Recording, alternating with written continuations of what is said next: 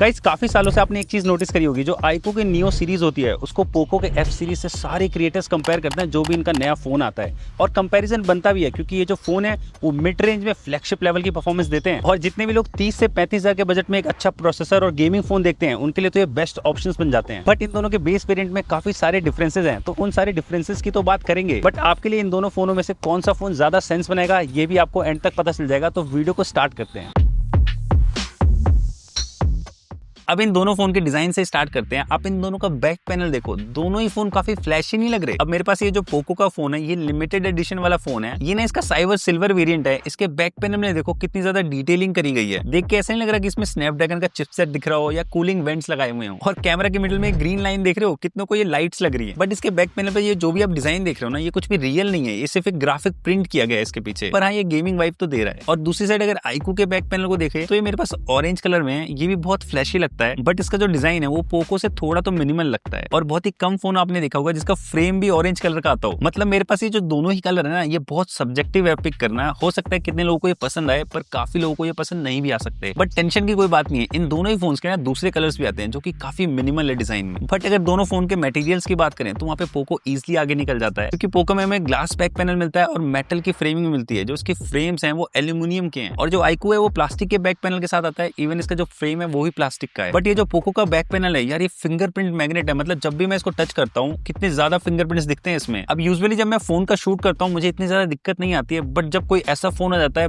बहुत ज्यादा टाइम लग जाता है इनके प्रोडक्ट शॉट लेने के लिए, क्योंकि हर बार इसको साफ करना पड़ रहा था। और आईपी रेटिंग की बात करें तो पोको F7 में IP68 प्लस IP69 की रेटिंग मिलती है, जो इसको बहुत ज्यादा ड्यूरेबल बनाती है। और आईक्यू में हमें सिर्फ IP65 रेटिंग मिलती है। यहाँ पे मुझे लगता है आईक्यू ने थोड़ी कॉस्ट कटिंग करी है। और एक और बात, ये दोनों फोन कहीं से भी छोटे फोन नहीं लगते। मतलब जब मैंने इन फोनों को रियल लाइफ में टेस्ट किया तब मुझे समझ में आया इन फोन को आप सिंगल हैंड से तो ऑपरेट नहीं कर सकते। काफी चीजें करने के लिए आपको दोनों हाथ का यूज करना पड़ेगा। और अगर दोनों फोन के वेट की बात करें तो आईक्यू यहाँ पे लाइटर है। आईक्यू का वेट सिर्फ 208 ग्राम है, बट पोको क्योंकि मेटल की बिल्ड क्वालिटी के साथ आता है तो ये 221 ग्राम का फोन है, जो कि यूज करने में सच में हैवी लगता है। और इन दोनों फोन की स्क्रीन प्रोटेक्शन की बात करें तो अब पोको F7 में हमें बैक और फ्रंट गोरिल्ला ग्लास 7i की प्रोटेक्शन मिलती है, एंड आईक्यू ने 10 में फ्रंट साइड में शॉर्ट सेंसेशन अप वाली प्रोटेक्शन है। बट अगर हम स्क्रीन के बेजल्स की बात करें वो पोको में काफी थिन और सिमेट्रिकल मिलता है। अब दोनों फोन के पोर्ट्स की बात करें, दोनों में हमें USB Type-C मिलता है 2.0 पोर्ट के साथ। तो अगर आप डेटा ट्रांसफर करोगे तो दोनों ही फोन थोड़ा सा स्लो परफॉर्म कर सकते हैं। दोनों ही फोन में हमें डुअल सिम का सपोर्ट मिल जाता है। और इन दोनों फोन की हैप्टिक्स की बात करें तो इनसे बेटर हैप्टिक्स हमें दूसरे फोन में मिलते हैं, बट फिर भी अगर चूज करना हो तो आईक्यू के हैप्टिक्स बेटर है पोको से। और अगर मैं दोनों ही फोन के इन हैंड फीलिंग की बात करूं तो आईक्यू ना थोड़ा ज्यादा कंफर्टेबल है चलाने में, क्योंकि इसकी जो फ्रेम की शेप है बैक साइड से थोड़ी राउंडेड है। बट पोको जो है फ्लैट एजेस के साथ आता है तो ये इतना कंफर्टेबल तो नहीं है चलाने में। दोनों ही फोन में हमें फिंगरप्रिंट स्कैनर देखने को मिलता है और काफी अच्छा काम कर रहा है, बट इनकी जो पोजिशनिंग है वो बहुत नीचे की साइड है। और मैंने दोनों ही फोन के स्पीकर्स भी टेस्ट करे हैं। आईक्यू का जो साउंड आउटपुट है वो थोड़ा लाउडर है और रिच क्वालिटी की बेस है। दोनों का आउटपुट सुनो।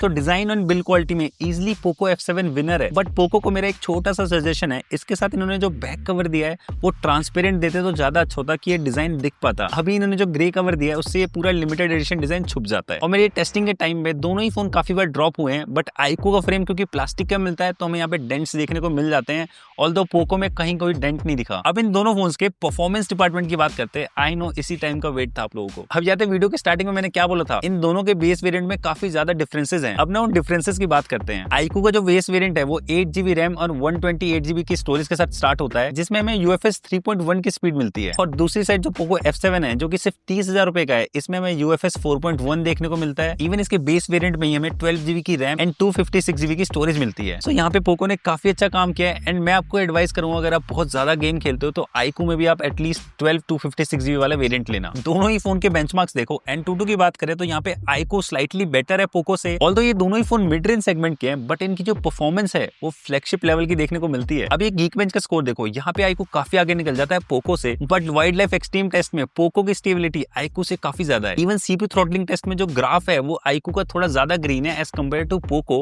और जो जिप स्कोर्स हैं वो भी आईक्यू के थोड़े स्लाइटली बेटर है। इवन दोनों ही फोन्स में जो ऐप ओपनिंग टाइम है वो भी काफी ज्यादा सिमिलर है। तो कहीं पे पोको ज्यादा अच्छा परफॉर्म कर रहा है, कहीं पे आईक्यू नियो 10। तो ये बेंचमार्क्स और डे टू डे लाइफ वाले टेस्ट में इतना बड़ा कोई डिफरेंस है नहीं दोनों में, बट इन दोनों के गेमिंग परफॉर्मेंस में काफी सारे डिफरेंसेस हैं, और वो जानने से पहले अगर आपको वीडियो अच्छी लग रही हो तो इस चैनल को सब्सक्राइब जरूर कर लेना। सो गेमिंग में जो सबसे बड़ा डिफरेंस मुझे दिखा, iQOO 120 FPS पे COD या फिर BGMI रन कर सकता है, बट जब मैंने इसमें हाई इंटरपोलेशन सेटिंग ऑन कर दी तो सिर्फ 70 FPS मिल रहे थे। आई डोंट नो व्हाई, कोई बग होगा। बट अगर पोको की बात करें, इसमें BGMI अभी सिर्फ 90 FPS पे प्ले कर सकते हो आप, बट COD में आपको 120 FPS का सपोर्ट मिल जाएगा। और हम सबको पता है फ्यूचर में आप 120 FPS में इसमें BGMI भी खेल सकते हो। ये ऑप्टिमाइजेशन की कमी है, बट क्योंकि ये गेमिंग फोन है तो पोको को सोचना चाहिए था कि लॉन्च करने से पहले अगर ऑप्टिमाइज हो जाए तो और अच्छा रहता। और इन दोनों ही फोन में आप जेंशन इम्पैक्ट को 60 FPS में प्ले कर सकते हो, बट दोनों ही फोन में काफी देर गेमिंग करने के बाद एक चीज नोटिस करी मैंने, ये जो पोको का फोन है इसमें हीटिंग काफी ज्यादा फील होती है। मतलब इसके जो फ्रेम्स हैं वो बहुत ज्यादा गर्म हो जाते हैं ऐसे गेम खेलने के टाइम। अब देखो गेमिंग के टाइम पे टेम्परेचर तो दोनों ही फोन का ऑलमोस्ट सेम था, बट क्योंकि पोको जो है मेटल फ्रेमिंग के साथ आता है तो इसलिए इसमें हीट ज्यादा फील होती है। और क्योंकि iQOO में प्लास्टिक मिलता है तो इसमें आपको हीट इतनी ज्यादा फील नहीं होती। एंड iQOO Neo 10 में गेमिंग में एक और मस्त फीचर मिलता है, ये फोन बाईपास चार्जिंग सपोर्ट के साथ आता है। तो इसमें क्या होता है, अगर आप गेमिंग कर रहे हो और साथ में अपने फोन को चार्ज में भी लगा रखा है तो जो पावर है वो डायरेक्ट बैटरी में ना जाके मदरबोर्ड को मिलती है। इससे फोन कम हीट होता है क्योंकि आप गेमिंग भी कर रहे हो और चार्ज भी कर रहे हो साथ में। आई विश पोको में भी ये फीचर मिलता, बट दोनों ही फोन में लंबे गेमिंग सेशन के बाद मैं ये चीज डेफिनेटली कह सकता हूँ, ये दोनों में से कोई फोन ओवरहीट नहीं करता। बट फिर भी अगर गेमिंग के लिए एक फोन पिक करना हो तो मैं iQOO पिक करूंगा। बट यू नो व्हाट, अगर हम बैटरी की बात करें तो वहां पे पोको F7 एक क्लियर विनर है। पोको के फोन में हमें 7550 mAh की बैटरी मिलती है 90 वॉट चार्जिंग के साथ, और iQOO के फोन में 7000 mAh की बैटरी मिलती है 120 वॉट के चार्जिंग स्पीड के साथ। बट पोको में एक इंटरेस्टिंग बात पता है क्या है, ये फोन ना 22.5 वॉट पे रिवर्स चार्ज कर सकता है किसी भी डिवाइस को। इवन मजे के लिए मैंने पोको F7 से अपना मैकबुक चार्ज करने की कोशिश करी और वो भी चार्ज हो रहा था। तो सच बताऊं, ये कहना गलत नहीं होगा, ये फोन तो है, साथ में एक पावर बैंक भी है। मतलब इमरजेंसी में ना आप इसको इजीली यूज कर सकते हो क्योंकि 7500 mAh की बैटरी भी है और 22.5 वॉट पे रिवर्स चार्जिंग भी कर रहा है। और अगर दोनों फोन के चार्जिंग टाइम की बात करें तो iQOO 37 मिनट्स में फुल चार्ज हो जाता है और पोको 1 घंटे 5 मिनट के आसपास फुल चार्ज होता है। ये दोनों ही फोन हमें काफी कमाल का बैटरी बैकअप देते हैं। अगर मैं हैवी यूजेस की बात करूं तो iQOO ने 9 से 10 घंटे का SOT दिया है और पोको इजिली 11 से 12 घंटे का SOT देता है। ये दोनों ही नंबर काफी बड़े हैं। और अगर हम दोनों ही फोन के नेटवर्क और कनेक्टिविटी की बात करें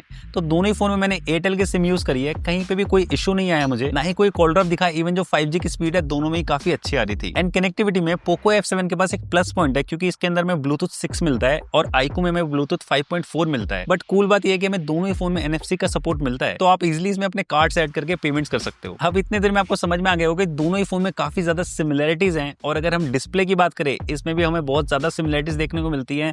इन दोनों फोन में हमें 1.5K की एमोलेड पैनल मिलता है, पर पता है क्या, डिस्प्ले में भी 1-2 पॉइंट्स iQOO के पास ज्यादा है और 1-2 पॉइंट्स पोको के पास ज्यादा है। अगर मैं पीक ब्राइटनेस की बात करूं तो iQOO में हमें 5500 निट्स की ब्राइटनेस मिलती है एंड पोको में हमें 3200 निट्स की पीक ब्राइटनेस मिलती है। इवन अगर हम हाई ब्राइटनेस मोड या फिर आउटडोर विजिबिलिटी की बात करें, उसमें भी हमें iQOO काफी अच्छा परफॉर्म करते हुए मिलता है। iQOO में HBM ब्राइटनेस 2000 निट्स की है एंड पोको में 1700 निट्स की। ऑल्दो आउटडोर में दोनों ही डिस्प्ले बहुत अच्छे तरीके से काम करती है, बट यहाँ पे iQOO आगे निकल जाता है। But Poco F7 12-bit OLED panel के साथ आता है, तो अगर आपको नेटफ्लिक्स पे डॉल्बी विजन वाला कंटेंट देखना है, ये पोको में काफी अच्छा दिखेगा। iQOO में आप HDR10 प्लेबैक कर सकते हो, बट डॉल्बी विजन का सपोर्ट नहीं मिलता। बट टेस्टिंग के टाइम पे मैंने एक और इंटरेस्टिंग चीज नोटिस करी। जब मैं इसमें HDR वीडियोस देख रहा था तो iQOO काफी अच्छा परफॉर्म कर रहा था एंड इसके पीछे सिंपल सा रीजन है क्योंकि इसकी जो पीक ब्राइटनेस है वो काफी ज्यादा मिलती है। इवन ये हाईलाइट्स को भी काफी अच्छे तरीके से कंट्रोल कर रहा था एंड शेडोज के डिटेल्स को भी अच्छे तरीके से मैनेज किया था इसने। और अगर मैं कलर एक्यूरेसी की बात करूं, इसमें भी iQOO को ज्यादा मार्क्स मिलते हैं और काफी अच्छे कलर्स दिखाता है वो। और एक छोटी सी अनाउंसमेंट भी है, इस चैनल को देखा होगा जब आपने तो समझ में आ गया होगा कि बड़ा नया चैनल है सब्सक्राइबर्स को देख के। बट सच बता रहा हूँ, मैं इस इंडस्ट्री में 8 साल से काम कर रहा हूँ और बहुत सारा एक्सपीरियंस है। तो जो मैं इसमें इन्फॉर्मेशन दूंगा ना,